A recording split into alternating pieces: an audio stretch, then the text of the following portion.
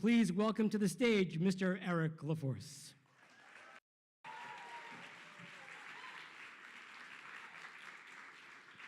Hey, my name is Eric LaForce, and I've been a software developer for about 15 years, and I love kittens.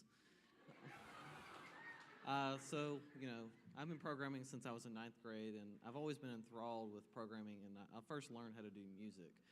We didn't use a bass, I just used a computer, so it didn't ultimately help me get a girlfriend, but I always thought it was magic that, a few keystrokes and some basic knowledge of music allowed me to recreate Beethoven melodies. So what is programming? Programming is a technique that allows users to leverage specialized languages to solve problems.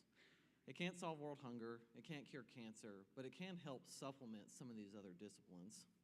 Business processes, home automation and security systems, automobiles, cars, children's toys, they all have devices in them. So languages like Ruby, C#, JavaScript, PHP, they all really present an opportunity to everyone in this room to access those devices and to solve problems. So how is it that something so kind of versatile isn't taught at every age and at every opportunity? Is it too hard? Is it too geeky? Is it too boring? I suspect everyone in this room has an opinion on the matter, but I'm here to tell you that it is both possible and necessary to do so.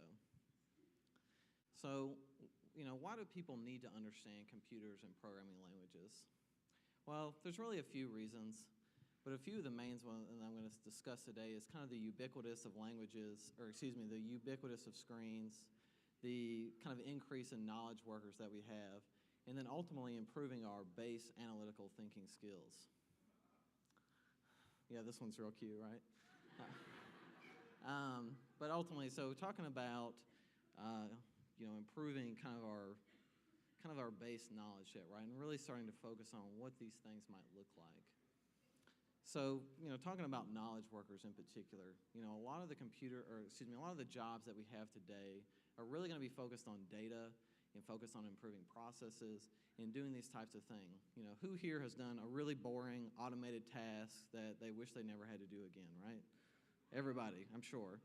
And so, computer programming languages can help us solve this problem. You can set a computer to do that work so that you can take off and go to the beach, really focusing on that kind of 4-hour work or four-hour work week idea, right? Let's get automated processes doing these types of things. And if we learn programming languages, we can do so.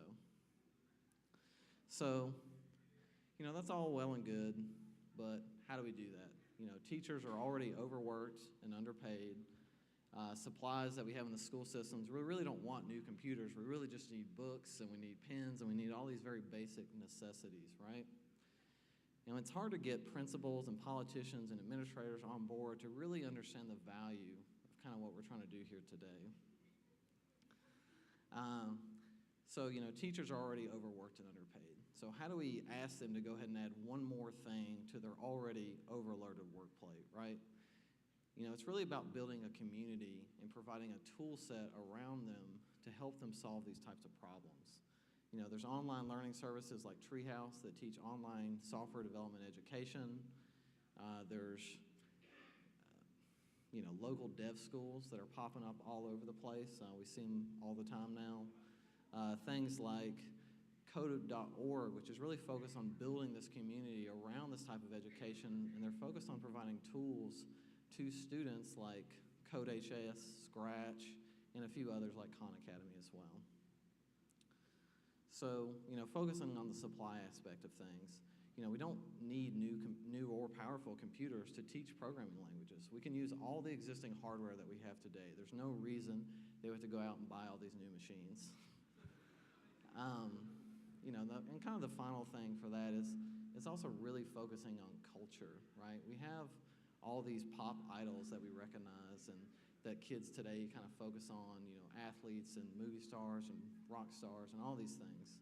But where are our STEM rock stars, right? Like, why aren't we celebrating the scientists and the doctors and, all these types of people that are really contributing to the kind of the new core base of knowledge that we're interested in doing, and it's really going to push us forward. So let's start focusing on those things as well. So ultimately, in conclusion, today we've covered, why it's important to start focusing on programming because of the, ubiquitous of screens, knowledge workers, things of that nature. And then also it's focusing on getting teachers, the support, building a culture, all these things sound really easy, right? Probably not, but let's see what we can do, and thank you guys for your time.